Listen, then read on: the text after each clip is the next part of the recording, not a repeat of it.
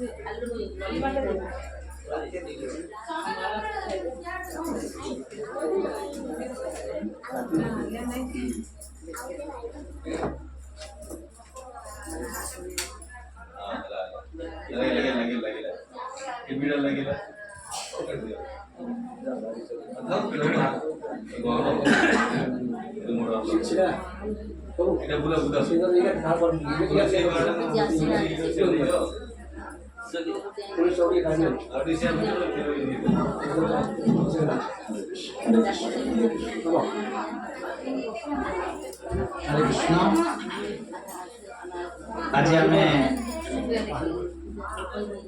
केशव चंद्र प्रभु और सस्मिता नाटाजी निमंत्रण क्रमे गृह आज पदार्पण कर जेहेतु पवित्र दिवस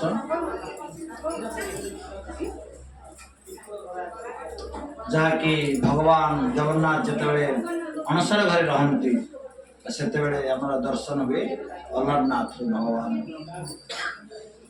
तेणु भगवान पुरुषोत्तम तर क्षेत्र हूँ पुरुषोत्तम क्षेत्र जहाँकि स्थान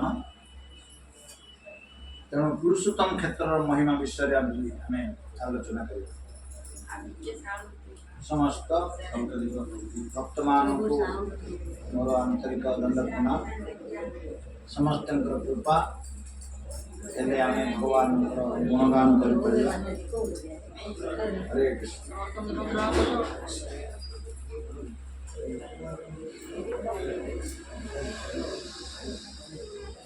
जगन्नाथ होती उत्कलर कूल देवता तो प्रति घरे घरे आम भक्तरे जगन्नाथ पूजा कर तेणु सी हूँ कूल देवता वैष्णव तेणु जगन्नाथ किपरि आविर्भाव हेले एवं पुरुषोत्तम क्षेत्र महिमा कौन आज आम से विषय देखा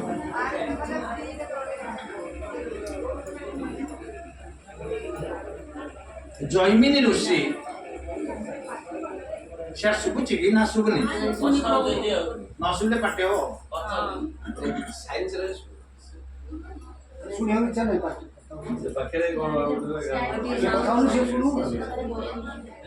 हरे कृष्ण हरे कृष्ण हरे कृष्ण कृष्ण कृष्ण हरे हरे हरे राम हरे राम राम राम हरे हरे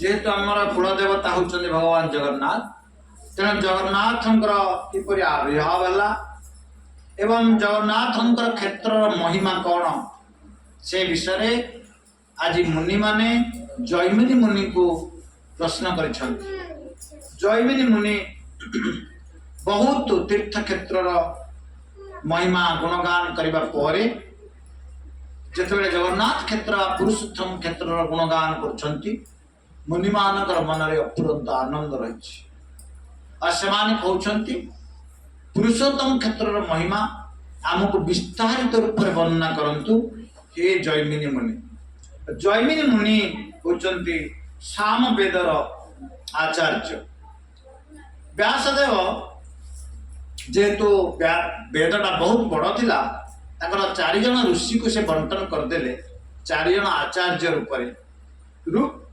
साम यजुर और अथर्व 4टा वेद रही। तो ऋक् वेद को देले पैल मुनि को, साम वेद को देले जैमिनी ऋषि को, यजुर्वेद देले वैशंपायन को और अथर्व वेदर आचार्य हेले अंगिरा ऋषि। तेणु यहीपरि भाव 4 जन ऋषि को से दायित्व बंटन करदे। जेहेतु आम जैमिनी मुनि को दिगला साम वेद तेणु वेदानाम साम वेद अस्ति। अर्थात वेद भितर साम वेद होचंती श्रेष्ठ। तेणु भगवान से जसगान विस्तारित भाव में करा जाए साम वेद। तेणु से वेद हूँ श्रेष्ठ। तेणु जो भगवान गुणगान करा जाए, भगवान कीर्तन हुए, भगवान जसगान करा जाए, से स्थान भी श्रेष्ठ ही जाए। तेणु जगन्नाथ जेहेतु पुरुषोत्तम क्षेत्र में अवस्थान करिसेंती से क्षेत्र भी महिमा अति श्रेष्ठ हो जाइए। तेणु भगवान जसगान करुछंती जैमिनी मुनि से होचंती तत्ववेता। तत्व को से भल भाव जानी। तत्व कहले भगवान का विषय। जे भगवान का विषय को तत्व रे जाने, जन्म कर्म चले दिव्य। भगवान का जन्म और कर्म को जे तत्व रे जानी दे से संसार रे मृत्यु पर आउ रही। जन्म चक्र जन्म मृत्यु चक्रता बंद हो। तेणु ए क्षेत्र वर्णना करने मुनि मान जेहेतु आग्रह है तेणु जैमिनी मुनि को अनुरोध कले यही क्षेत्र क्योंकि अवस्थित एवं यार महात्म्य कौन।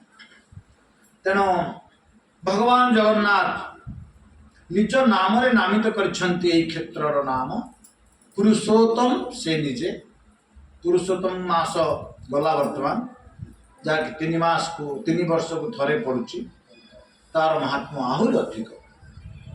आ जगन्नाथ क्षेत्र रे पुरुषोत्तम देव बराह देव छोटिया मंदिर रही 3 वर्ष को थरे से खुला हो।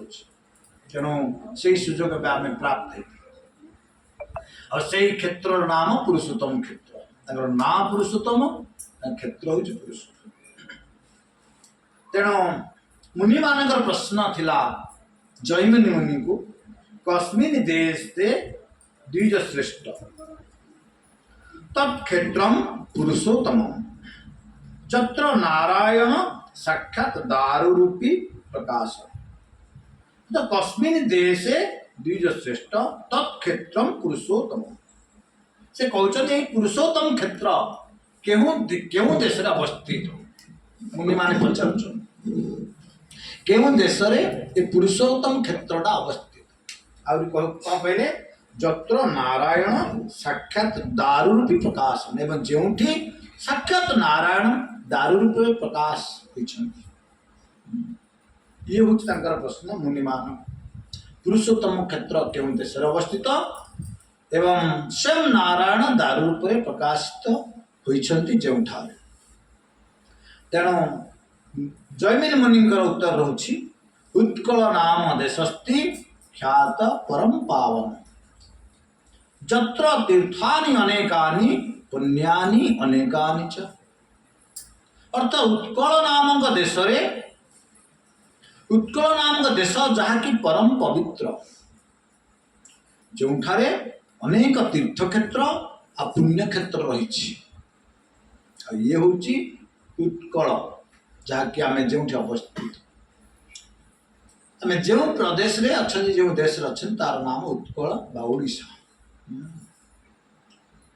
तेणु ये उत्कल हूँ अति अनेक तीर्थ वासस्थली आउ ये हूँ पुण्य क्षेत्र। तेणु यही क्षेत्र हूँ परम पवित्र। उत्कल क्षेत्र कहले कौन को जगह रही दक्षिण से उदय तीरे सप्तदेश प्रतिष्ठित କହୁଛନ୍ତି ଦକ୍ଷିଣ ସାଗରର ତଟ ଦେଶରେ ଉତ୍କଳ ଦେଶ ପ୍ରତିଷ୍ଠିତ। ଋଷିକୁଲ୍ୟା ନଦୀ ଠାରୁ ସୁବର୍ଣ୍ଣରେଖା ନଦୀ ପର୍ଯ୍ୟନ୍ତ ବିସ୍ତୃତ ଲାଭ କରିଛି ଏହି ଉତ୍କଳ ଦେଶ। କେଉଁ ନଦୀଠୁ କେଉଁ ନଦୀ? ଋଷିକୁଲ୍ୟା ନଦୀ ଠାରୁ ସୁବର୍ଣ୍ଣରେଖା ନଦୀ ପର୍ଯ୍ୟନ୍ତ ବିସ୍ତୃତି ଲାଭ କରିଛି ଏହି ଉତ୍କଳ ଦେଶ। ସାଗରସ୍ୟ ଉତ୍ତର ଦିଏ ମହାନଧ୍ୟାସ୍ତୁ ଦକ୍ଷିଣ। ଦକ୍ଷିଣ ସାଗରର ଉତ୍ତର ତୀରରୁ ଏବଂ ମହାନଦୀର ଦକ୍ଷିଣ ଭାଗରେ ଯେଉଁ କ୍ଷେତ୍ର ବିସ୍ତୃତ ତାହା ହେଉଛି ପୁରୁଷୋତ୍ତମ ନାମରେ ଖ୍ୟାତ। ଦକ୍ଷିଣ ସାଗରର ଉତ୍ତର ତୀର ଏବଂ ମହାନଦୀର ଦକ୍ଷିଣ ଭାଗ ମଧ୍ୟ ଭାଗରେ ଯେଉଁ କ୍ଷେତ୍ର ରହିଲା ସିଏ ହେଉଛନ୍ତି ପୁରୁଷୋତ୍ତମ କ୍ଷେତ୍ର ନାମରେ ନାମ। ଏହି ପ୍ରସଙ୍ଗ ଜୈମିନୀ ମୁନି କାର୍ତ୍ତିକେୟଙ୍କ ଠାରୁ ଶୁଣିଥିଲେ। ସେ ଯେତେବେଳେ ମନ୍ଦର ପର୍ବତକୁ ଯାଇଥିଲେ ଜୈମିନୀ ମୁନି ଶିବଜୀଙ୍କର ଆରାଧନା କରିବା ପାଇଁ, ସେତେବେଳେ କାର୍ତ୍ତିକେୟ ଏହାକୁ ବର୍ଣ୍ଣନା କରୁଥିଲେ।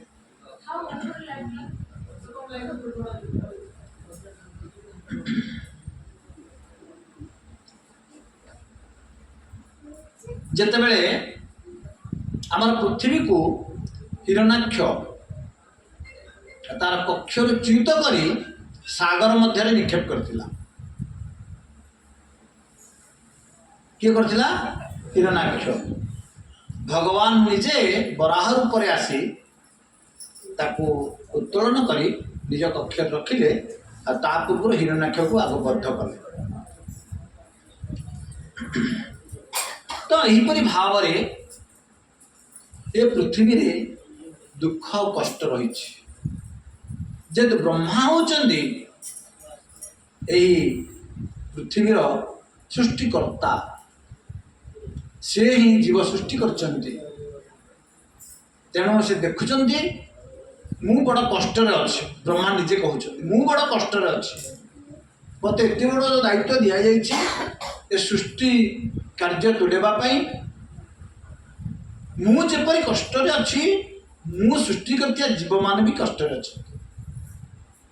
କାରଣ ଏମାନେ ସବୁ ସମୟରେ କଷ୍ଟ ହିଁ ଏଇଠି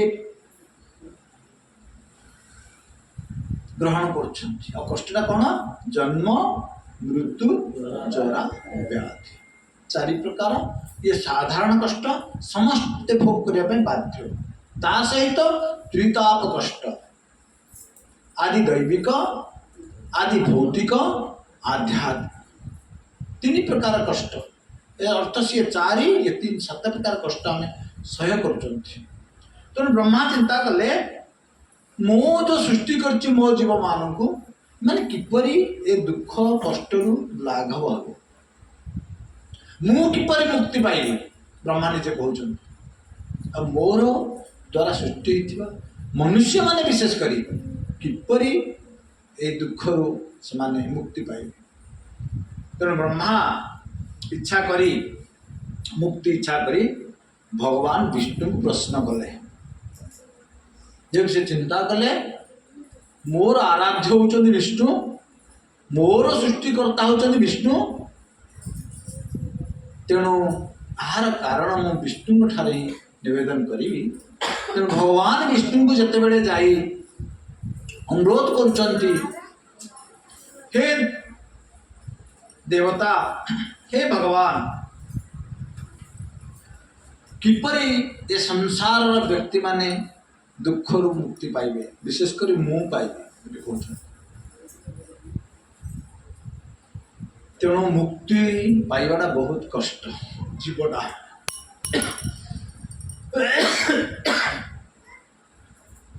ଯେହେତୁ ଏ ସଂସାରଟା କ'ଣ? ଦୁଃଖର ସାଗର, ଦୁଃଖାଳୟମ୍ ଅଶାଶ୍ୱତ, ଦୁଃଖପୂର୍ଣ୍ଣ ଅସ୍ଥାୟୀ ଜଗତ ଭିତରେ ଆମେ ପଡ଼ିଯାଇଛୁ। ଆମେ ଛଟପଟ ହେଉଛନ୍ତି ଏଠି, କିନ୍ତୁ ପରିବାର ଭିତରେ ଯେଉଁ ରହିଛନ୍ତି ଏ ଛଟପଟ ଆମେ ଉଦ୍ବୋଧ କରୁନାହାନ୍ତି, ପ୍ରତି ସମୟରେ କଷ୍ଟ ପ୍ରାପ୍ତ ହେଉଛନ୍ତି। ଆଉ ଜନ୍ମ କଷ୍ଟ ତ କେତେ କଷ୍ଟ ଆମେ ଜାଣିଛନ୍ତି, କେତେ ଥର ଆଲୋଚନା ହେଇଛି। ମାର ଗର୍ଭରେ ସେ 10 ମାସ ରହୁଛି ମୋଡ଼ି ମାଡ଼ି ହେଇକିରି, କେତେ କଷ୍ଟ ସେ। ଆମେ ଗୋଟେ ରୁମ୍ ଦିଆଯିବ ଶୋଇବା ପାଇଁ, ଆମେ ଫ୍ରିରେ ଶୋଇପାରୁନାହାନ୍ତି ଭଲ ଭାବରେ, କେତେବେଳେ ହାତ କାଟିଲାଣି ଉଠିଲା ଆସି କେତେବେଳେ ଅଣ୍ଟା କାଟିଲାଣି, କିନ୍ତୁ ସେଇ ଭିତରେ ଜଣେ ରହୁଛନ୍ତି ମୋଡ଼ି ହେଇକିରି କେତେ କଷ୍ଟ। ସେ ଭିତରେ ଛଟପଟ ହେଉଛି ଛୁଆଟା, କିନ୍ତୁ ଜନ୍ମ ହେଇସାରିଲା ପରେ ସବୁ ଭୁଲି ଯାଉଛି। ଯେତେବେଳେ ମାଆର କେତେବେଳେ ଟିକେ ଖାଲି କ୍ଷୀର ଟିକେ ପାନ କରିଦେଲା ସବୁ ଭୁଲିଗଲା। ତାପରେ ମୃତ୍ୟୁର କଷ୍ଟ ଆହୁରି କଷ୍ଟ ତାଠୁ।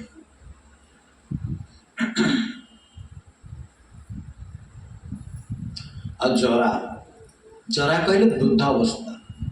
ଯିଏ ବୃଦ୍ଧ ହେଇଛି କେତେ କଷ୍ଟ ସିଏ ଜାଣିଛି, ଆମେ ଅନୁଭବ କରିପାରିବା।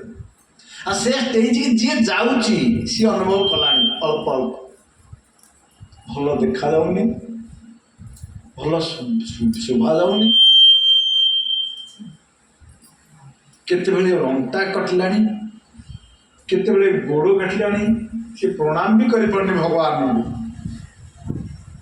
ସକାଳୁ ଆମେ ଯେଉଁ ଉଠିକି ଆସୁଛନ୍ତି ଭଗବାନଙ୍କୁ ପ୍ରଣାମ କରୁଛନ୍ତି, କେତେ କଷ୍ଟ ହେଉଛି ଆମେ ଜାଣିଛନ୍ତି ନିଜେ। ଏହିପରି ଅବସ୍ଥା ଆମର, ତଥାପି ଆମେ ତାକୁ ଖାଲି ଆଡ଼ଜଷ୍ଟ କରି କରି ନେଇଯାଉଛନ୍ତି। ମୁଁ ଭଲ ଅଛି, କିଏ ପଚାରିବ କିପରି ଅଛୁ ବା, ସୋ ଫାଇନ୍। 5 ମିନିଟ୍ ବସି ଆଲୋଚନା କଲାବେଳେ କ'ଣ କହିବି ରେ ବାପା, ଏତେ କଷ୍ଟ। ପୁଅ ପଚାରୁନି, ବୋଉ ଖାଇବାକୁ ଦଉନି, ତାପରେ ଆରମ୍ଭ ହବ। ଭାଇ ଭାଗ ଦଉନି, ଇଏ ହେଉଛି ସଂସାର। ତେଣୁ ଦୁଃଖାଳୟମ୍ ଅଶାଶ୍ୱତମ୍ ପୂର୍ଣ୍ଣ ଏ ଜଗତରେ ଆମେ ନିପତିତ ହେଇଛନ୍ତି। ତେଣୁ ଏଥିରୁ ମୁକ୍ତି ପାଇବା ବହୁତ କଷ୍ଟ, କାରଣ ଭଗବାନ ନିଜେ ଏ ଭୌତିକ ସଂସାରଟା ତିଆରି କରିସାରିଲା ପରେ ଗୋଟେ ବୋର୍ଡଟେ ମାରିଦେଲେ, ଦୁଃଖାଳୟମ୍ ଅଶାଶ୍ୱତମ୍, ଦୁଃଖପୂର୍ଣ୍ଣ ଅସ୍ଥାୟୀ ଜଗତଟା। ଆମେ ଆସିକି ଏଠି ସୁଖ ଖୋଜୁଛନ୍ତି, ସୁଖ ମିଳିବ ନାହିଁ। ଦୁଃଖଟାକୁ ସୁଖ ବୋଲି ଭାବି ଭାବି ଚାଲିଛି। ତେବେ ଦୁଃଖରୁ କଷ୍ଟରୁ ଏ ମାୟା କେବଳ କିପରି ଜଣେ ଉଦ୍ଧାର ହେବ? ଭଗବାନ ନିଜେ ଭଗବତ ଗୀତାରେ କହୁଛନ୍ତି, ଦୈବୀ ହେସା ଗୁଣମୟୀ ମମ ମାୟା ଦୁରତ୍ୟା ମାମୈବ ୟେ ପ୍ରପଦ୍ୟନ୍ତେ ମାୟାମେତାଂ ତରନ୍ତି। ଦୈବୀ ହେସା ଗୁଣମୟୀ ମମ ମାୟା ଦୁରତ୍ୟା, ଭଗବାନ ନିଜେ କହୁଛନ୍ତି ମୋ ଏ ମାୟା କବଳରୁ ଉଦ୍ଧାର ପାଇବା ବହୁତ କଷ୍ଟ। ଆଉ କହୁଛନ୍ତି କି ମାୟା? ଦୈବୀ ମାୟା। ଭଗବାନ ନିଜେ ସୃଷ୍ଟି କରିଛନ୍ତି ସେ ମାୟା ଦେବ। ତେଣୁ ଏଥିରୁ ଉଦ୍ଧାର ପାଇବା ବହୁତ କଷ୍ଟ। ତା ତଳକୁ ଉଦ୍ଧାର ପାଇବାର ସୂତ୍ରଟା ବତଉଛନ୍ତି, ମାମୈବ ୟେ ପ୍ରପଦ୍ୟନ୍ତେ ମାୟାମେତାଂ ତରନ୍ତି। କିନ୍ତୁ ଯେ ମୋର ଚରଣରେ ଶରଣ ନବ ସେ ମୁକ୍ତି ପାଇଯିବ, ସେ ମାୟା କବଳରୁ ରକ୍ଷା ପାଇଯିବ। ଇଏ କିଏ କହୁଛନ୍ତି? ଭଗବାନ ନିଜେ ବ୍ରହ୍ମାଙ୍କୁ କହୁଛନ୍ତି। ବ୍ରହ୍ମା ଯାଇ ପ୍ରଣାମ କଲେ, କିପରି ଦୁଃଖ ରକ୍ଷା ପାଇବ ବୋଲି କହିଲେ, ଭଗବାନ ବିଷ୍ଣୁ କହୁଛନ୍ତି ଦୈବୀ ହେସା ଗୁଣମୟୀ ମମ ମାୟା ଦୁରତ୍ୟା ମାମୈବ ୟେ ପ୍ରପଦ୍ୟନ୍ତେ ମାୟାମେତାଂ ତରନ୍ତି। ମୋ ମାୟାରୁ କିଏ ଉଦ୍ଧାର ପାଇବ? ତମେ ଆସି ପଚାରୁଛ ପ୍ରଶ୍ନ। ମୁଁ ତ ଲଗେଇଛି ମାୟାଟାକୁ, କାରଣ ଜୀବଟା ମୋଠୁ ଦୂରେଇକିରି ଗଲା, ମୋର ଏଠି ରହିଲା, ଈର୍ଷା କଲା। ମୁଁ ଯେତେବେଳେ ଭୋଗ କଲି ସିଏ କହିଲା ମୁଁ ହେଲେ ଭୋଗ କରିବି, ଆଉ ମୁଁ ତାକୁ ପଠେଇଛି ଭୋଗ କରିବା ପାଇଁ। କେତେ ଦିନ ସେ ଭୋଗ କରିବ ମୁଁ ଦେଖୁଛି, ତେଣୁ ସେ ମାୟାକୁ ଲଗେଇଛି। ତେଣୁ ଭଗବାନ ଏ ବ୍ରହ୍ମାଙ୍କୁ ସବୁ କହୁଛନ୍ତି।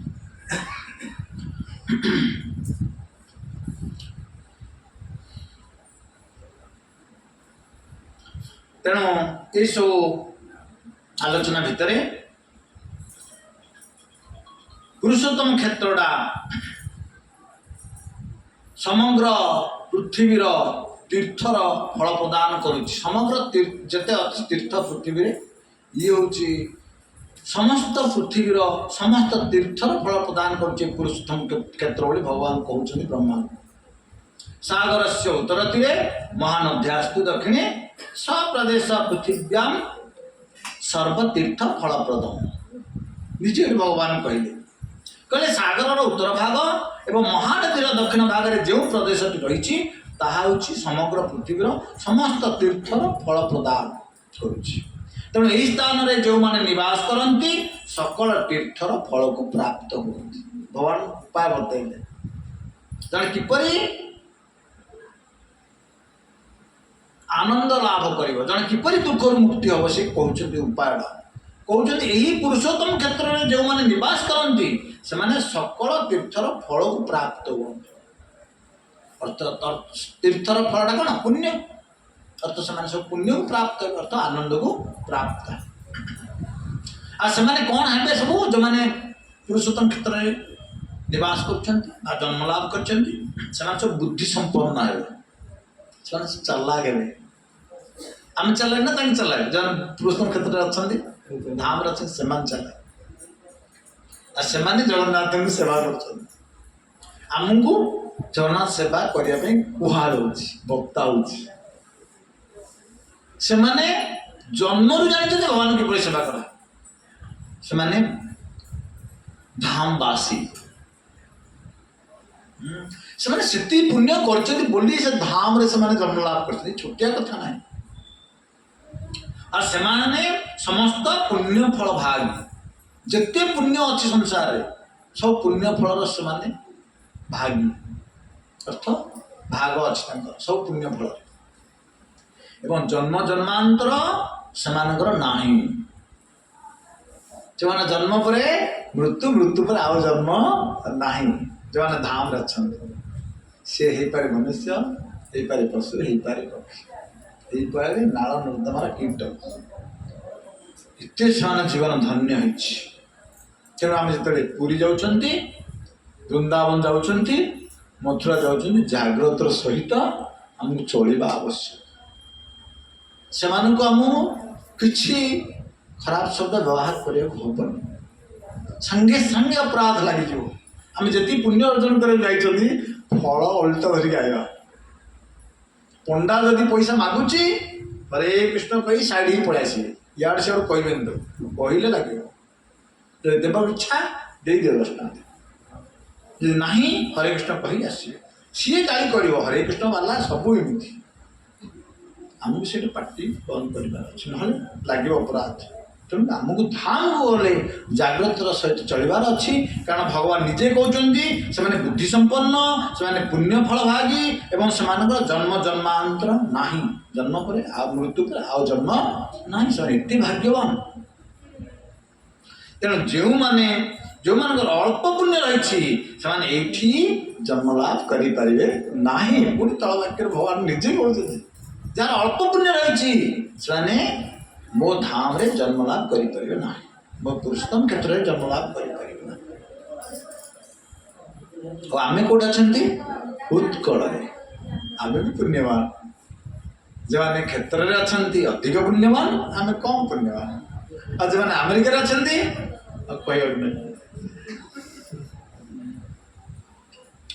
तेणु भारत हूँ पुण्य क्षेत्र भारत पर जो बाहर रहा सब बहुत कष्ट से खाद्य को देखिले आम खाई पार से चाली चलन देखिले आम चली पार भाव कि प्रभुपाद एत भक्त एत भगवान नित्य पार्षद से बदल देले ये छोटिया कथा ना आम आम पिलाटा बदल पारना आम आम परिवार बदल पारना आम स्वामीटा को भक्त करना आम छुआटा को आम गोटे जपमालाटे देकर जप कर पारना कि प्रभुपाद टम्किन पार्क रे एकाकी कीर्तन करी भक्त करदेले अमेरिकीय मान जो मैंने निशासक्त होकर उल्लग्न होकर पार्क रे शोले आसिक ताश खेलुले से गोलापजाम हरि कीर्तन दे ए रसरे रसई देले जय श्री प्रभुपाद की जय।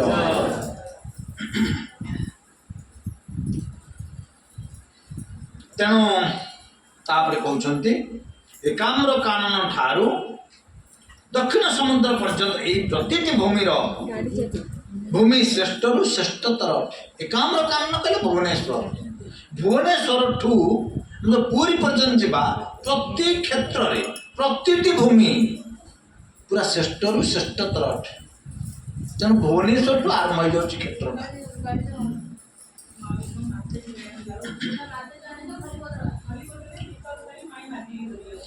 सिंधु तीर रे जो नील पर्वत समग्र पृथ्वी रे गुप्त स्थान अटे तेणु हे ब्रह्मा तुम से स्थान दुर्लभ अटे भगवान केते सुंदर भाव कहते हे ब्रह्मा सिंधु तीर रे जो नील पर्वत रही जहाँकि सारा पृथ्वी ये गुप्त स्थान ସେଇ ସ୍ଥାନରେ ମୁଁ ବାସ କରୁଛି ଆଉ ସେଇ ସ୍ଥାନ ତୁମକୁ ମଧ୍ୟ ଦୁର୍ଲଭ ଅଟେ, ତୁମେ ବି ସେଠି ଯାଇପାରିବନି। ଆଉ ଦେବତା ମାନଙ୍କର କଥା କଣ କହିବା, ଦେବାଦେବୀ ମାନଙ୍କର, ମନୁଷ୍ୟ ମାନଙ୍କ କଥା କଣ କହିବା। ମୁଁ ସେଇଠି ଏକାକୀ ଆନନ୍ଦରେ ରହିଛି, ମୁଁ ସମସ୍ତଙ୍କୁ ତ୍ୟାଗ କରିକି ଚାଲି ଯାଇଛି। ଭଗବାନ କହୁଛନ୍ତି ସେ ସ୍ଥାନ ମାୟା ଦ୍ୱାରା ଆଚ୍ଛାଦିତ ହେଇକି ରହିଛି, ତେଣୁ କେହି ସେଠି ଜାଣିପାରନ୍ତି ନାହିଁ, ଯାଇପାରନ୍ତି ନାହିଁ। ତେଣୁ ବ୍ୟକ୍ତି ଯେତେ ପ୍ରକାର ଯଜ୍ଞ ଅନୁଷ୍ଠାନ କଲେ, ତୀର୍ଥାଟନ କଲେ, ଦାନ କଲେ, ଯେଉଁ ଫଳ ପ୍ରାପ୍ତ ହବ, କେବଳ ଗୋଟିଏ ଦିନ ନିବାସ କଲେ ସେ ସବୁ ଫଳ ପ୍ରାପ୍ତ ହବ ମୋର ପୁରୁଷୋତ୍ତମ କ୍ଷେତ୍ରରେ। ସେ କହୁଛି ସେ ଯେତେ ଯଜ୍ଞ କରୁଛି କରୁ, ଯେତେ ତପସ୍ୟା କରୁଛି କରୁ, ଯେତେ ଦାନ କରୁଛି କରୁ, କିନ୍ତୁ ମୋର ଶ୍ରୀକ୍ଷେତ୍ର ପୁରୁଷୋତ୍ତମ କ୍ଷେତ୍ରରେ ଗୋଟିଏ ଦିନ ଯାଇ ଯଦି ନିବାସ କରୁଛି ତାହେଲେ ସେ ସବୁ ଦାନ ତପସ୍ୟା ଯଜ୍ଞର ସବୁର ଫଳ ଗୋଟିଏ ଥରେ ସେ ପ୍ରାପ୍ତ ଗୋଟିଏ ଦିନରେ। हरे कृष्ण कृष्ण कृष्ण हरे हरे, हरे राम राम राम हरे हरे,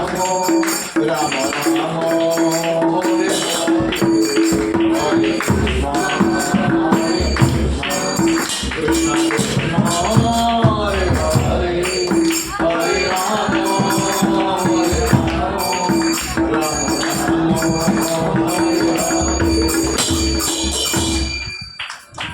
तो आम जो धाम जाइए कीर्तन करवा ताहार गुण बढ़ी कि आम ये यज्ञ कर तपस्या कर फल निश्चित रूपे कम हो तेणु से कहते मोर क्षेत्र में निवास करुच्ची से सब फल को प्राप्त हो कौन कहले व्यक्ति जदि निमिषे मात्र जदि मो धाम में वास करे गोटे क्षण देखाली तार ऑफिस काम अच्छी से गला श्रीक्षेत्र को पादरा पकड़ पलि से मंदिर खंड जाए कि चिंता ना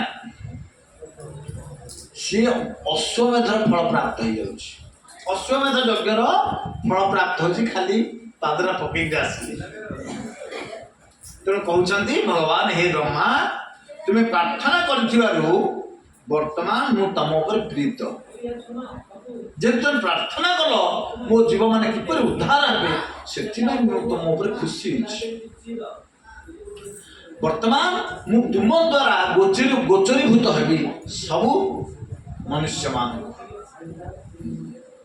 वर्तमान मु तुम द्वारा समस्त जानवे मत जेहेतु एत पर्यंत प्रार्थना कर गोचरीभूत हो न तेणु वर्तमान गोचरीभूत हेबी जेहेतु तुम प्रार्थना कर। तेणु हे ब्रह्मा तुम्हें जो रूप में मत दर्शन करुच नीलाचल को जाई ठीक से रूप में मत दर्शन कर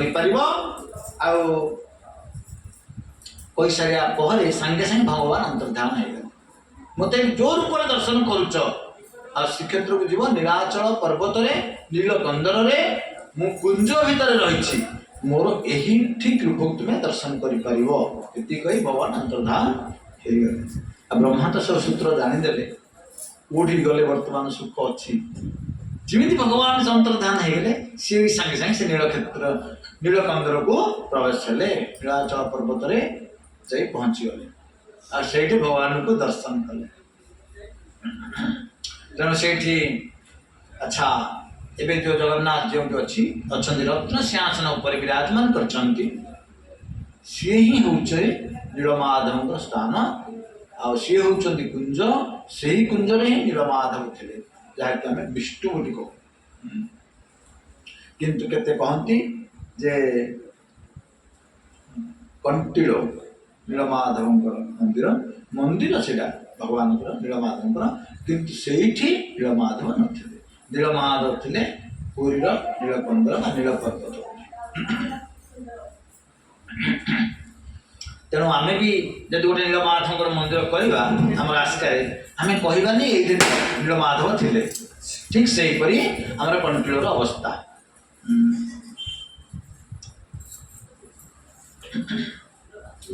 ଆଉ ସେଇଠି ନୀଳମାଧବ ଅଛନ୍ତି କୁଞ୍ଜର ଭିତରେ।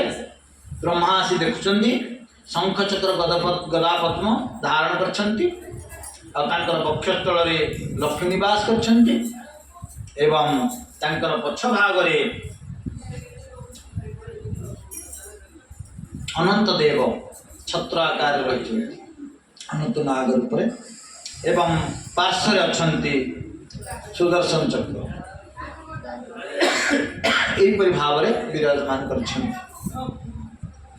ତେଣୁ ବ୍ରହ୍ମା ଜଳ ଦର୍ଶନ କଲେ, ଭଗବାନଙ୍କୁ ପ୍ରଣିପାତ କଲେ। ଏ ଅପୂର୍ବ ଦୃଶ୍ୟ ଦେଖିବା କ୍ଷଣି ପ୍ରଣିପାତ କରି ଉଠିବା କ୍ଷଣି ଗୋଟେ ଅଦ୍ଭୁତ ଦୃଶ୍ୟ ଦେଖୁଛନ୍ତି ବ୍ରହ୍ମାଜୀ। ଏକ ତୀର୍ଯକ ଜମିରେ ଜନ୍ମଗ୍ରହଣ କରିଥିବା କାକ ସେ କ'ଣ କରୁଛି? ତୁଷାର୍ତ ହେଇ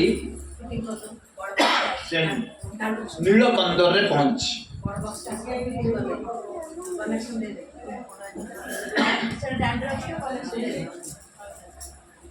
ସେ ଦେଖୁଛି ପାଖରେ ରହିଛନ୍ତି ରୋହିଣୀ କୁଣ୍ଡ। ସେ ରୋହିଣୀ କୁଣ୍ଡକୁ ଗଲେ ସେ କାକ ପକ୍ଷୀ ଜଳପାନ କଲେ, ସ୍ନାନ କଲେ, ଜଳପାନ କଲେ।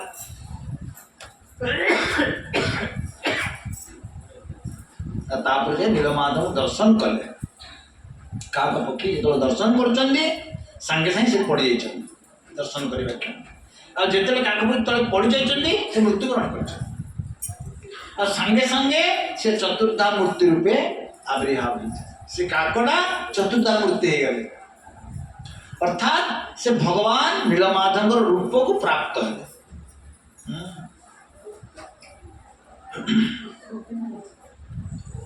ତେଣୁ ବ୍ରହ୍ମା ଯେତେବେଳେ ସେ ଦେଖୁଛନ୍ତି ଆଶ୍ଚର୍ଯ୍ୟ ହେଇଗଲେ, କି ବିଚିତ୍ର ଲୀଳା ଭଗବାନଙ୍କର। ଗୋଟେ କାଉ ଯଦି ଏଇ ରୋହିଣୀ କୁଣ୍ଡର ଜଳ ପାନ କରି ଭଗବାନଙ୍କୁ ଦର୍ଶନ କରି ଚତୁର୍ଦ୍ଧା ମୂର୍ତ୍ତି ହେଇଯାଉଛି, ତେବେ ଆମର ଏ ଯୋଉ ପୋଷଟା କ'ଣ ହବ, ଲାଭ କ'ଣ? ମୁଁ ଯୋଉ ସୃଷ୍ଟିଟା ତିଆରି କରିଛି ଭଗବାନଙ୍କ ନିର୍ଦ୍ଦେଶରେ, ଏତେ ଜୀବମାନଙ୍କୁ ସୃଷ୍ଟି କରିଛି, ସବୁ ଜୀବ ତ ଆସିକି ମୁକ୍ତି ହେଇଯିବେ, ମୋର ଲାଭ କ'ଣ ରହିଲା? ବ୍ରହ୍ମା ଚିନ୍ତା କରୁଛନ୍ତି। ବୁଝିପାରୁଛନ୍ତି ନା ଭଲରେ?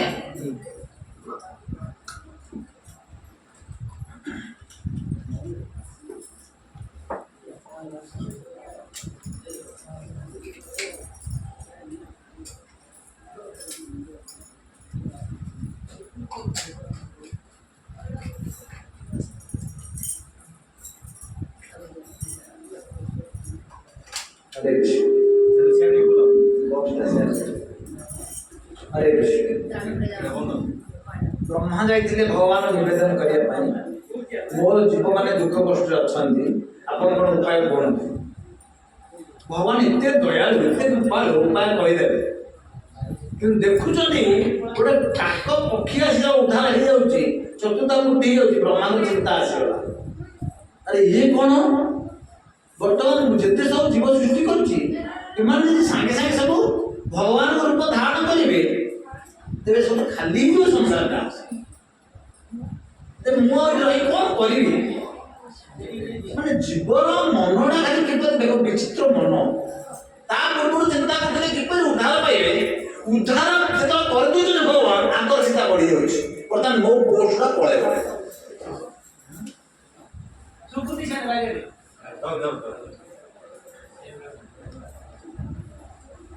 ଏତିକି ସମୟରେ ତାଙ୍କ ପାଖରେ ପହଞ୍ଚିଗଲେଣି ଯମରାଜ, ବ୍ରହ୍ମାଙ୍କ ପାଖରେ। ଯମରାଜ ଦେଖୁଛନ୍ତି କାକ ପକ୍ଷୀଟା ଉଦ୍ଧାର ପାଇଗଲା। ଶୁଣିଲେ ବ୍ରହ୍ମାଙ୍କ। ଯମରାଜ କହିଲେ, ତେବେ ଯଦି ଗୋଟେ କାକ ପକ୍ଷୀ ଆସିକି ଉଦ୍ଧାର ହେଇଯାଉଛି କେବଳ ଜଳପାନ କରିକିରି, ଭଗବାନ ଦର୍ଶନ କରିକିରି, ତେବେ ଏତେ ଯୋଉ ସଂସାରରେ ସବୁ ଜୀବମାନେ ଅଛନ୍ତି, ମନୁଷ୍ୟମାନେ ଅଛନ୍ତି, ଏତେ ପାପ କର୍ମ କରୁଛନ୍ତି, ଲିପ୍ତ ହେଉଛନ୍ତି, ଏମାନେ ଯେତେବେଳେ ଜାଣିବେ, ମାନେ ସବୁ ଆସିବେ ଭଗବାନ ପାଖକୁ। ଆଉ ନୀଳମାଧବଙ୍କୁ ଦର୍ଶନ କରିବେ, ରୋହିଣୀ କୁଣ୍ଡରେ ଜଳପାନ କରିବେ, ସବୁ ଉଦ୍ଧାର ହେଇକି ପଳେଇବେ। सब भगवान पार्षद हो मोर पोस्ट काम कौन मुझे मोर जमराज क्या भय रही तेणु से भगवान जे प्रार्थना कर जमराज हे भगवान मो पोस्ट अवस्था के बुझु भगवान जानदे हसीदे लक्ष्मी को इशारा कर कहले टिके पाटने बंद कर कथा कथा कौन कर जिते कथा थे भी बंद कर कथा समय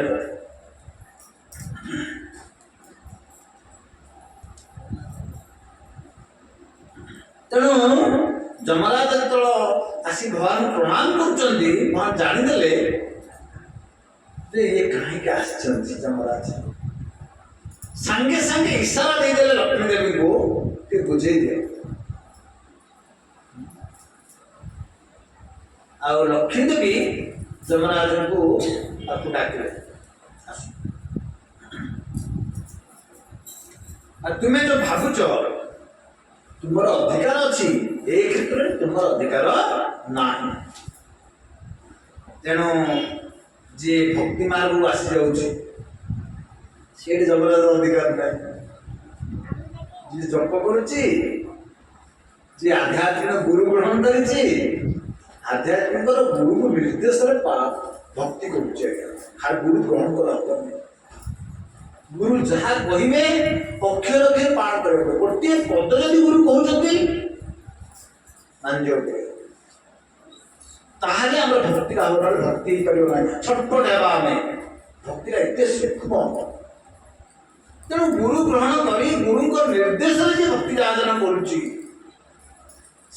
जमराज अधिकार ना ठीक से लक्ष्मी देवी कहते यही क्षेत्र में पुरुषोत्तम धाम क्षेत्र में तुमर अधिकार ना यू बाहर तुम अधिकार अच्छी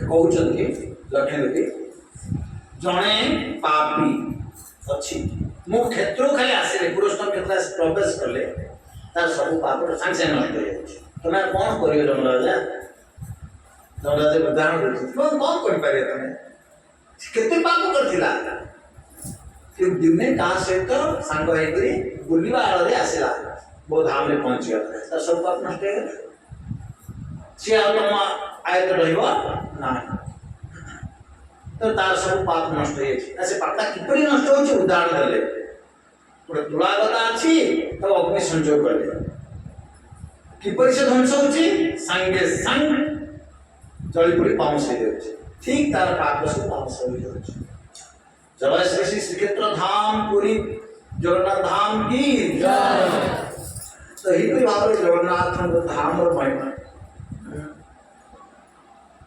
तेणु से कहते जड़े जदि नीलमाधव को दर्शन करुच्ची तार कर्म बंधन से मुक्त हो जदि जदि पुरुषोत्तम क्षेत्र गला जगन्नाथ दर्शन कला जब गला तार पाप नष्ट हो जब जगन्नाथ दर्शन कला तार कौन है कर्म बंधन टा बंद हो से कर्म बंधन मुक्त हो गला अच्छा कर्म बंधन कहले कौन आम कर्म बांधी परिवार प्रतिपोषण कर्म ही आमको बांधी जन्म मृत्यु चक्र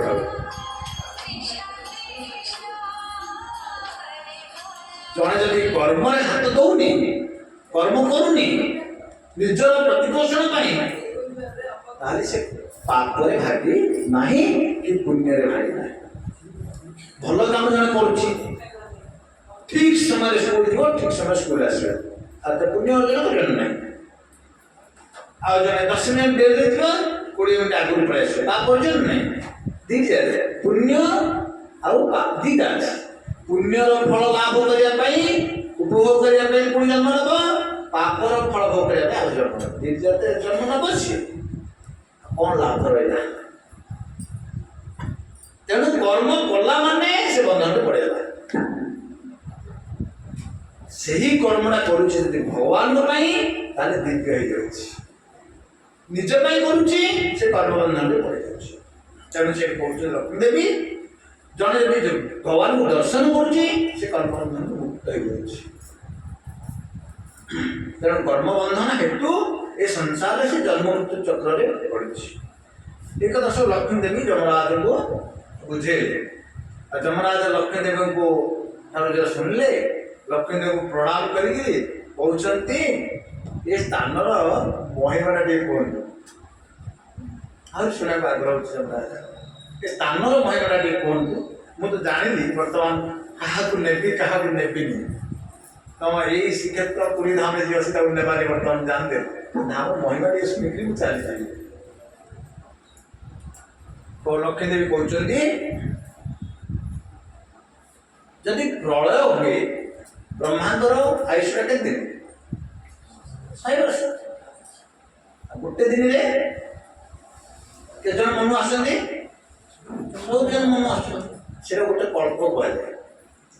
ଏଇ ଗୋଟେ ଦିନ 14 ଜଣ ମନୁ ଆସୁଛନ୍ତି ସରିଲା। ଏ କଳ୍ପଟା ସରିଲା ପରେ ଆଉ ଯୋଉ 12 ଘଣ୍ଟା ରହିଲା ସେ ଅନ୍ଧାର ହେଇଯିବ, ସେ ଜଳମଗ୍ନ ହେଇଯିବ। ପୁରା ସଂସାର କ'ଣ ହବ? ଜଳମଗ୍ନ ହେଇଯିବ। କିନ୍ତୁ ଲକ୍ଷ୍ମୀ ଦେବୀ କହୁଛନ୍ତି କିନ୍ତୁ ଆମର ଏ ପୁରୁଷୋତ୍ତମ କ୍ଷେତ୍ର ଅକ୍ଷୁଣ୍ଣ ରହିବ। ପୁରୁଷୋତ୍ତମ କ୍ଷେତ୍ରରେ ଜଳ ପ୍ରବେଶ କରିବ ନାହିଁ। ତାର ଉଦାହରଣ କହୁଛନ୍ତି।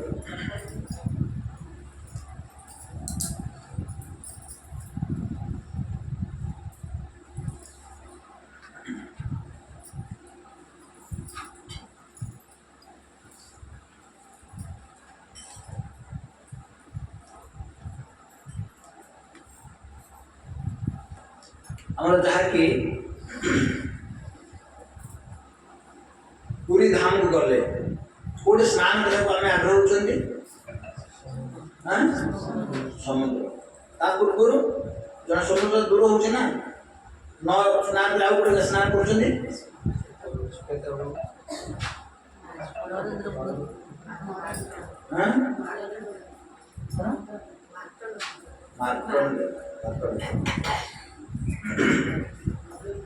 ତ ସେହି ଋଷି 7 କଳ୍ପ ପର୍ଯ୍ୟନ୍ତ ବଞ୍ଚିବେ ବୋଲି ତାଙ୍କୁ ମିଳିଛି ବର।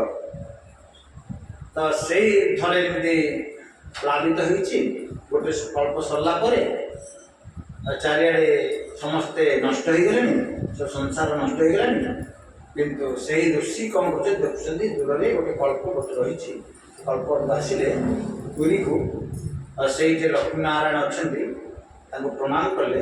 ସେ କହିଲେ ଗଛ ଉପରକୁ ଯାଆନ୍ତୁ, କଳ୍ପ ଉପରକୁ ଗଲା। କୃଷ୍ଣ ଅଛନ୍ତି ପତ୍ରରେ ଶୟନ କରିଛନ୍ତି ଆଉ ତାଙ୍କର ମୁଖ ଭିତରୁ ପ୍ରବେଶ କରିବା ପାଇଁ କହିଥିଲେ। ସେ ଗଲା ମୁଖ ଭିତରୁ ପ୍ରବେଶ କଲେ, ଦେଖିଲେ ସାରା ବ୍ରହ୍ମାଣ୍ଡ ତାଙ୍କ ଗର୍ଭରେ ରହିଛି ଭଗବାନ। ସେ ଜାଣିପାରିଲେ ଯେ କ'ଣ ଅଲଗା ଚାଲିଛି ଭଗବାନଙ୍କର। ସେ ପ୍ରଣାମ କଲେ, ଏ ବିଶ୍ୱଟା ଜଣେଇଲେ ଯମରାଜ ଯେ ଏହିପରି ଏ କ୍ଷେତ୍ରର ମହିମା। ତେଣୁ ଏଇ କ୍ଷେତ୍ର କେବେ ନଷ୍ଟ ହବନି।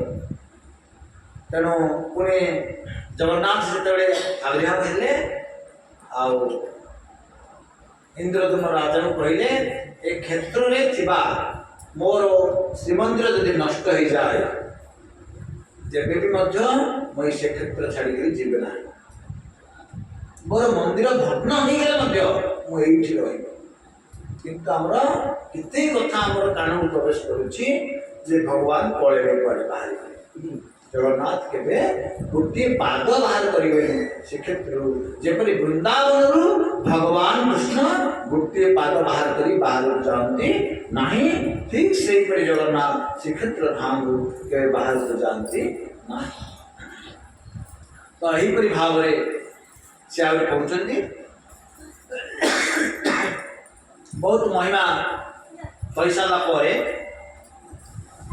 ସେ କହୁଛନ୍ତି କଳ୍ପବଟ ଛାଇରେ ଜଣେ ଯଦି ମୃତ୍ୟୁବରଣ କରିବ ତାହେଲେ ସେ ମୁକ୍ତିକୁ ପ୍ରାପ୍ତ ହେଇଯିବ। ଏବଂ ଆଉ ସେ ଯଦି ବ୍ରହ୍ମହତ୍ୟା କରିଛି ବ୍ରହ୍ମହତ୍ୟାରୁ ମୁକ୍ତ ହେଇକରି ସେ ମୁକ୍ତିକୁ ପ୍ରାପ୍ତ ହେଇଯିବ। ତ तो केते सुंदर भाव में महिमा गुड़ी को लक्ष्मी देवी जब जमराज सब कहले जमराज प्रणाम कले तापर से चली गले ये होचंती हमर पुरुषोत्तम क्षेत्र महिमा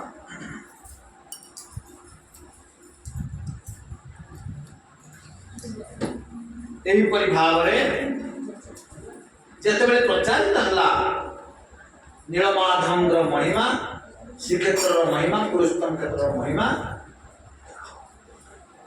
आ दिने तीर्थाटन किछि ऋषि जाइछन मुनि ऋषि माने आ सेमाने पहुंच गले अवंती इंद्रदुम्न राजा राजसभा सभा चलती से समय पहुंच जब पहुंचले राजा तक प्रणाम करी कहते तीर्थाटन मानक हे मुनिवर आपण कहीपर कि यहीपरि गोटे पुण्य क्षेत्र रही जोटे नारायण साक्षात अवस्थान करछंती आपण यदि कहिबे ताले मु ताकर पूजा अर्चना करने पाई मोर राज्यवासी को नहीं और धन संपत्ति को नहीं मुझे चली जाए आउ से तीर्थाटन थिबा एक ऋषि कहते मु अनेक तीर्थ भ्रमण करी कि गोटे तीर्थ देखिली पुरुषोत्तम क्षेत्र नीलकंदर नीलमाधव विराजमान आउ समुद्र निकटवर्ती तले पाद देश से समुद्र प्रभावित से नीलमाधव विराजमान कर नीलकंदर देखिए मुझे भी जाइए मुझे थोड़े जाइए देखिए तेणु तुम्हें यदि से जाओ दर्शन कर सब किसी अर्पण कर ठीक अच्छे कही तापरे राजा पुणी आखि कर देखला से तीर्थाटन मैंने आउ ना संगे संगे अंतर्धान हो गए तेणु इंद्र तुम जापारे ये साक्षात भगवान कौन गले संगे संगे सूर्य पड़े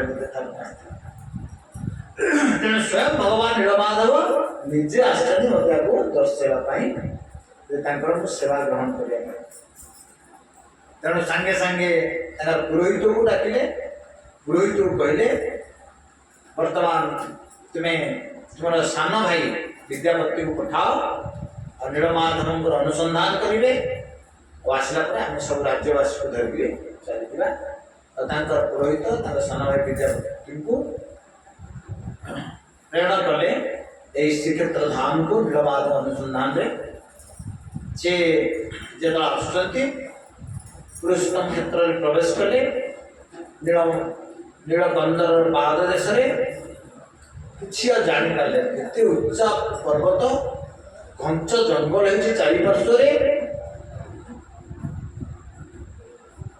क्योंकि नीलमाधव अच्छा मुझे जीवी कमी तेणु कौन कले कुशासन बिछाई सागे सागे बस पड़े ध्यान कले भगवान नीलमाधव तो ध्यान कर पश्चिम दिगरु शब्द कि मनुष्य मान कथावार शब्द और संगे संगे से पश्चिम दिग से जाइए गला बेले शबर पल्ली रही शबर पल्ली शबर माने बस भगवान विषय आलोचना कर देखुं भगवान विषय आलोचना कर वैष्णव संगे संगे प्रणिपात कले दंड प्रणाम विद्यापति प्रणाम कर पचार भगवान विषय देखुं दूर आसुँच एक वृद्ध व्यक्ति जी विश्वास सागे सागे आड़ चलीगले देखले ये हूँ वयोज्येष्ठ व्यक्ति ये सबर पड़े ये मत सब जानी आमको पचार विश्वास पचार विश्वास देखिले ये पुरोहित विद्यापति ना राज्य जानी ना ये आम अतिथि घर को ने आसन देले खाद्य अर्घ्य वंदना कले बसैले आपण आसबार कारण पचारे से कहले आमर आसबार कारण नीलमाधव अनुसंधान में आसी राजा द्वारा प्रेरित होती मत दर्शन कर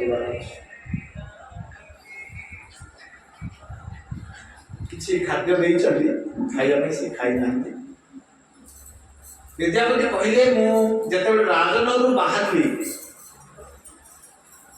मु सेही दिन उपवास अछि नीलमाधव दर्शन परे मु खाद्य ग्रहण करी बोली निष्पत्ति नहीं कितने दिन लगी से आश्चर्य रक्षण तेणु खाद्य ग्रहण कले ना विश्वास कहले आपण को नीलमाधव दर्शन करेबे किंतु नीलमाधव दर्शन कर सारा नीलमाधव आउ रही नीलमाधव अंतर्धान हो आप राजा दर्शन करें ना आप जो आश्चर्य राजा दर्शन करेंगे दर्शन करें किंतु कहूँ शुण तुम विश्वास कहूँ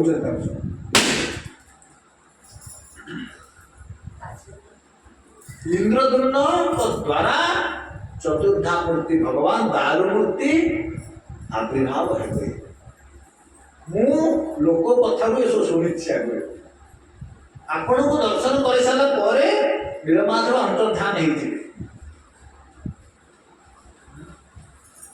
तापरे से इंद्रद्युम्न द्वारा भगवान पुणी आविर्भूत हेबे तेणु यही कथा तुम क्या प्रकाश कर विद्यापति से कहते कारण तुम यदि इंद्रद्युम्न को यह विषय जनइब से आसबे से राज्यवासी धरिक आसबे ना तेणु तुम जनइब केते सिक्रेट नहीं तेणु विद्यापति यहीपरि भाव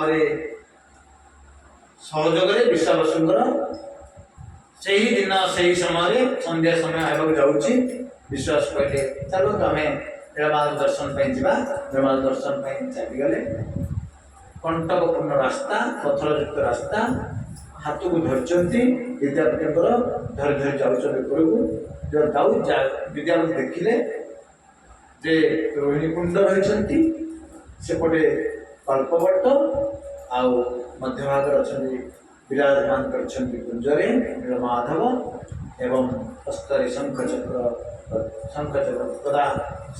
गदा पद्म पक्षदशरे लक्ष्मी एवं अनंत देव अच्छा तेणु देख सारा अति आनंदित हो सागे सागे बस पड़े जप करें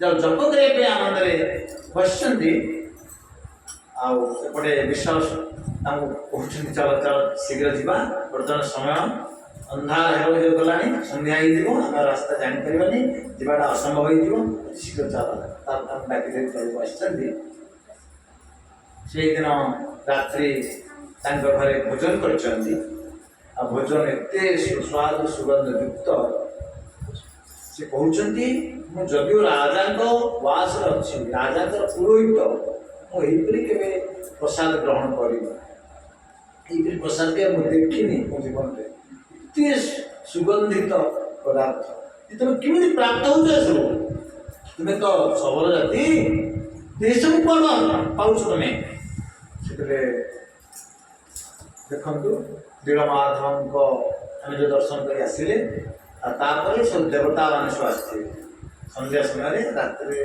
देवादेवी मैंने आसती ब्रह्मा सहित से कीर्तन करती उत्सव करती से भगवान दिव्य माला पुष्प पारिजात पुष्प ता सहित कौन खाद्य पदार्थ भगवान भोग रूप आनी भगवान अर्पण करते मु गला सब धरिक आसे ये दिव्य प्रसाद मुझे दिव्य प्रसाद पाइक बर्तमान 10,000 वर्ष मुझे बंची 10,000 वर्ष भर मत रोग आसनी या मोर शरीर बुद्ध को प्राप्त है आज विद्यापति कहते खुशी प्रसाद पाईगले कहले मुझे आज नीलमाधव दर्शन कली मुझे प्रसाद पाइली बर्तमान मुद्ध हेबी कि कौन रोगयुक्त हेनी मुझे सहित बंधुता स्थापन करी मुसिक नित्य भाव भगवान सेवार नियुक्त हेबी यहीपरि भाव कोमल पत्र शଯ୍या शयन कले सका उठिले विश्वावसी को कहले बर्तमान मत जीवार अच्छी राजा निर्देश जेहतु मुझे राजा खबर देवार अच्छी तापर स्नान कले समुद्र रे भगवान को दर्शन कले आउ परिक्रमण कले पुणी फेरी गले आ गला समय बहुत दिन पर तले पहुँचती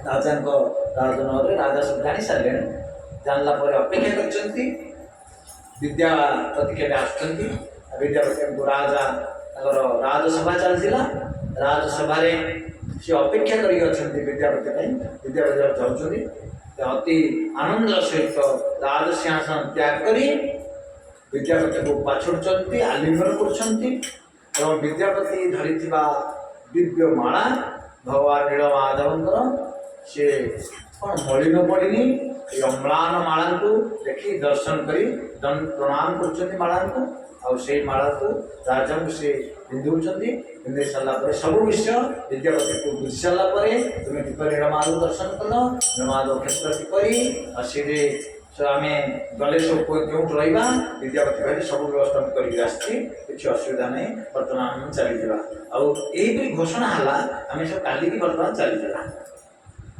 बर्तमान सब राजनगर प्रचार कर समय नारद मुनि पहुँचे बहुत भगवान कथा अनंत भगवान अनंत प्रकृत सारा बहुत कष्ट 9टा हो गला आम मात्र आरंभ अच्छा बहुत कथा रही तो यहीपरि भाव में नारद मुनि सागे सागे पहुँची गले नारद मुनि पहुँचला वंदना कले राजा आउ राजा नारद मुनि पचारे आप हठात पलि आसिले से कहूँ बद्री नारायण को दर्शन पाई जाइए बर्तमान फेरुची आउे दर्शन कर सारापर से बद्रीनारायण नरनारायण पाखे मुझे जब ध्यान कली मुझे जानीपारि आपण राज्यवासी सहित आप श्रीक्षेत्र जाऊँ तेणु से श्रीक्षेत्र आप जाऊँगी साहाଯ୍य करने पलि आसी मो ब्रह्मांड निर्देश मो साहाଯ୍य करने आसी तेणु आप अति शीघ्र बंदोबस्त करूँ चली जाओ राजा पचारे नारद मुनि को किसी विषय ठीक अच्छे बर्तमान कहार पूजा श्रेष्ठ पचार नारद मुनि आपण तो सब विषय जनइले भक्ति और भक्त विषय किसी आमको कहतु भक्त जो समागम हुए भक्ति और भक्त विषय आलोचना करवा निश्चित रूपे आवश्यक राजा ये तार उदाहरण सृष्टि कर नारद मुनि पचार आ भक्त और भक्ति विषय आप वर्णना करते से नारद मुनि परम आनंदित परम आनंद से कहते समस्त उपासना मध्य विष्णु उपासना हूँ श्रेष्ठ उपासना आराधना सर्वेशा विष्णु आराधना कहते तस्मा परतरम देवी तदीयानां समर्चनम से कहते आराधना भितर विष्णु आराधना परम एवं तांकोठू आउ एक आराधना श्रेष्ठ आराधना अच्छी तांकर प्रियजन तांकर प्रिय भक्तंकर आराधना भगवान का आराधना आहुरी श्रेष्ठ और शिवजी को ठीक पार्वती यही कथा पचारते हे प्रिय कहार आराधना प्रकृत श्रेष्ठ आराधना शिवजी से कथा कहते आराधना सर्वेशा विष्णु आराधना श्रेष्ठ आराधना श्रेष्ठ आराधना हूँ तदीयानां समर्थनम प्रियजन आराधना श्रेष्ठ आराधना अर्थात गुरु आराधना हूँ भगवान आराधना तो आवश्यक तेणु जो मैंने गुरु ग्रहण कर अति कम सदा उठे गुरु को थोड़े तुलसी देवी भगवान का आराधना करवा आवश्यक प्रथम गुरु को दशा भगवान कहते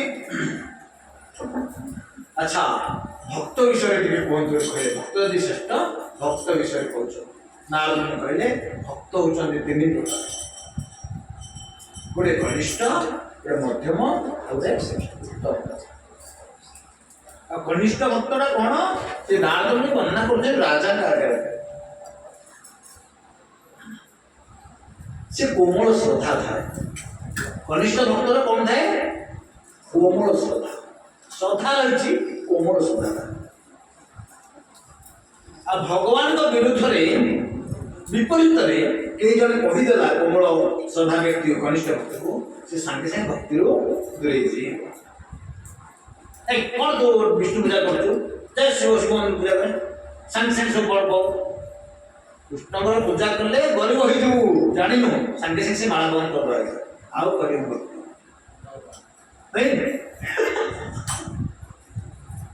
बहुत भक्त अच्छा माला छाड़दे आ बंद कर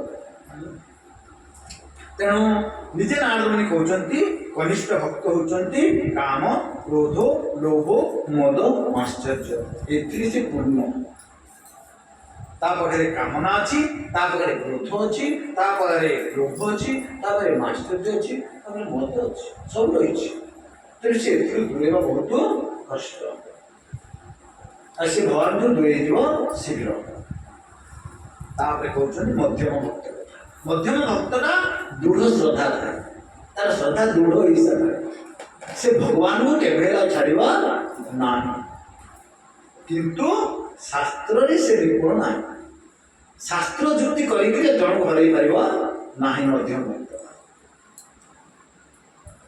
तेणु भगवान भक्त अभक्त को किपर व्यवहार करेंगे से जाने मध्यम भक्त भगवान किपर व्यवहार कराब किपर भक्ति कराब भक्त की व्यवहार अभक्त की व्यवहार से जाने अनुसार व्यवहार करे से अलग अलग व्यवहार करे से भक्त को अलग व्यवहार अभक्त अलग व्यवहार भगवान की प्रणिपात करे विषय विषय सिद्धांत ये मध्यम भक्त तापर उत्तम भक्त जे श्रेष्ठ भक्त तार भी कौन था भगवान प्रति दृढ़ श्रद्धा था और से शास्त्र युक्ति निपुणता शास्त्र पूरा निपुण शास्त्र ज्ञान में से साइंस से परास्त कर दे कि गुरु सन्यासी माने शास्त्र रे निपुण अच्छा परास्त कर दे साइंस हम गोटे प्रश्न करले साइंस से भक्त एमिति कहबे हम साइंस से माला धरे अच्छा मु आजे का भक्त है तांकर भलिया कहि दे आ से कौन करछन्ती तावर जंगम देखबे ना देखे तार मूर्ति सर्वत्र है तार इष्ट देव स्तुति उत्तम भक्तटा से स्थावर जंगम जहाँ देखुची से कौन देखुची ना देखे तार मूर्ति से तार शरीर को देखुनी हृदय इष्ट से भगवान को देखते जदि गुरु सन्यासी नाम देखती भक्तरे आम नाम नहीं आम शरीर को से देखते ना से आम शरीर भीतर थी भगवान दर्शन करते आम से स्थिति आसेनि आम देखिपार ना तेणु भक्त को व्यवहार भक्त व्यवहार अलग होती तेणु ये सब न हवा आवश्यक तेणु यहीपरि भाव में कौन स्तर अनुसार ये सब भाव रही ये प्रकृत में जिते स्तरटा बढ़ी बढ़ी थी तार स्तरटा प्राप्त होपरि नारद मुनि सब कहले कही सारापर दिन रेडी सब बाहर पड़े अब आसला रास्ता सब किसी देखी देखी आसुँच बहुत राज्यवासी बाहर जावाई किपर आसवे एत बड़ राज्यर प्रजा कि पड़े आसवे गोटे लाइन में आसते गोटे रास्ता तेणु सब भाग भाग करदे रजा मान जो जो राज्य सब रजा थे सी महाराज थे ना सब रजा मान कहले पुरुषोत्तम क्षेत्र को जावाई जो जो रास्ता अच्छी सब रास्ता अलग अलग रास्ता सब भाग हो चलता से एकाठी महाराज यहीपरि भाव में जो उत्कल में प्रवेश कले से देखुं प्रथम चंडिका देवी को देखिए चंडिका देवी को रथ ओल्ले प्रणाम कले भिक्षा मांगे बर्तमान नीलमाधव को आम दर्शन करूँ आप कृपा निहाती आवश्यक तापर रथ चढ़ी इच्छा आगे गले महानदी पाख पहुँचीगले महानदी पाखे धातुकंड नाम गोटे स्थान रही से पहुँचे धातुकंड नाम स्थान में पहुँचले राजा आ पहुँचवा क्षण सागे सागे रथ ओह्लाई स्नान प्रयोग कले क्रमश सब प्रजा मैंने स्नान कले संध्या वंदना पर समस्त प्रसाद व्यवस्था पर राजसभा चलता समय आसीगले ଆମର ଉତ୍କଳ ରାଜା ଦର୍ଶନ ପାଇଁ ସାକ୍ଷାତ କରିବା ପାଇଁ ମହାରାଜ ଇନ୍ଦ୍ରଦ୍ୟୁମ୍ନ ରାଜା ଆସୁଛନ୍ତି ଗେଟ୍ରେ ଅଛନ୍ତି ଆଉ ଦୂତ ଆସିକି ଆମକୁ ଜଣାଉଛନ୍ତି ବର୍ତ୍ତମାନ ଉତ୍କଳ ରାଜା ଆସିଛନ୍ତି କିଛି କ'ଣ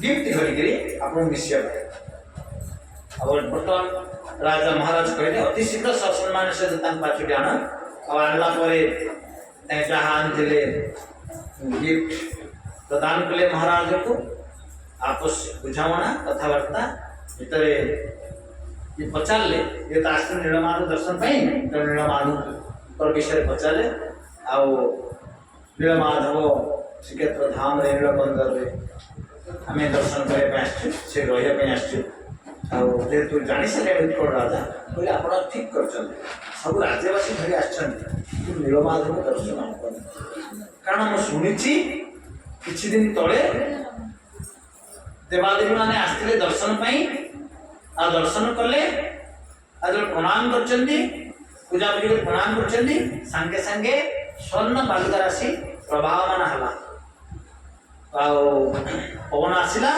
ଚାରିଆଡ଼େ ବିକ୍ଷିପ୍ତ ଭାବରେ ସ୍ୱର୍ଣ୍ଣ ବାଲୁକା ରାଶି ପଡ଼ିଲା ଆଉ ଏହିପରି ଭାବରେ ସେଇ ନୀଳକନ୍ଦରରେ ବି ବାଲୁକା ରାଶି ପଡ଼ି ସବୁ କ'ଣ କଭର ହେଇଗଲା ଆଉ ସେଇଠି ନୀଳମାଧବ ଅନ୍ତର୍ଧାନ ହେଇଗଲେ ମହାରାଜଙ୍କର ଏହିସବୁ ପ୍ରାପ୍ତ ହେଲେ ଚିନ୍ତା କଲେ ବହୁତ ଅସୁବିଧା ହେଲା ମୁଁ ରାଜ୍ୟବାସୀ ଧରି ଆସିବି କ'ଣ କରିବି ବର୍ତ୍ତମାନ ଆସିଛି ତାଙ୍କୁ ସେଟା କିଛି ଆଲୋଚନା କଲେନି ବୁଦ୍ଧିମାନର କାମ ତାଙ୍କୁ ସାଙ୍ଗେ ସାଙ୍ଗେ ପଠେଇଦେଲେ ଆପଣ ଯାଆନ୍ତୁ ଶୋଇବେ ଆଉ ବର୍ତ୍ତମାନ ରାଜାଙ୍କ ମୁଣ୍ଡ କାମ କଲେ ମହାରାଜାଙ୍କର ପଠେଇଦେଲେ ଶୟନ ପାଇଁ ଇଏ ବର୍ତ୍ତମାନ ନାରଦମୁନିକୁ ଧରିଲେ କ'ଣ ହେଇଛି ଆଜ୍ଞା ଏତେ ସୁନ୍ଦର ଭାବରେ କଥା କହିକି ମୋତେ ଆଣିଲେ ନୀଳମାଧବ ଦର୍ଶନ ହବନି ବୋଲି ରାଜା କହୁଛନ୍ତି ଅନ୍ତର୍ଧାନ ହେଇଗଲେ ନାରଦମୁନି କହୁଛନ୍ତି ଆପଣ ଭୟ ଧରନ୍ତୁ ବ୍ୟକ୍ତିଗ୍ରସ୍ତ ହେଲେ ହବନି ମୁଁ ଜାଣିଛି ନୀଳମାଧବ ଅନ୍ତର୍ଧାନ ହେଇଯାଇଛନ୍ତି ବ୍ରହ୍ମା ମୋତେ ପଠେଇଲା ଆସି କହିକି ପଠେଇଛନ୍ତି ନୀଳମାଧବ ଅନ୍ତର୍ଧାନ ହେଇଛନ୍ତି ଆପଣଙ୍କ ଦ୍ୱାରା ଜଗନ୍ନାଥ ବଳଭଦ୍ର ସୁଭଦ୍ରା ସୁଦର୍ଶନ କ'ଣ ଆବିର୍ଭାବ ହେବେ ଦାରୁମୂର୍ତ୍ତି ରୂପରେ ଆପଣ ହେଉଛନ୍ତି ମାଧ୍ୟମ ତେଣୁ ଆପଣଙ୍କ ଦ୍ୱାରା ହେବେ ଆପଣ ଏତେ ବିଚଳିତ ହେଲେ ଜୟ ଶ୍ରୀ ଜଗନ୍ନାଥ ବଳଭଦ୍ର ସୁଭଦ୍ରା ସୁଦର୍ଶନ କି ସଚିନନ୍ଦନ ଗୌର ହରି କି ଜୟ ଶ୍ରୀ ପ୍ରଭୁପାଦ କି ଜୟ ଶ୍ରୀ ଗୁରୁ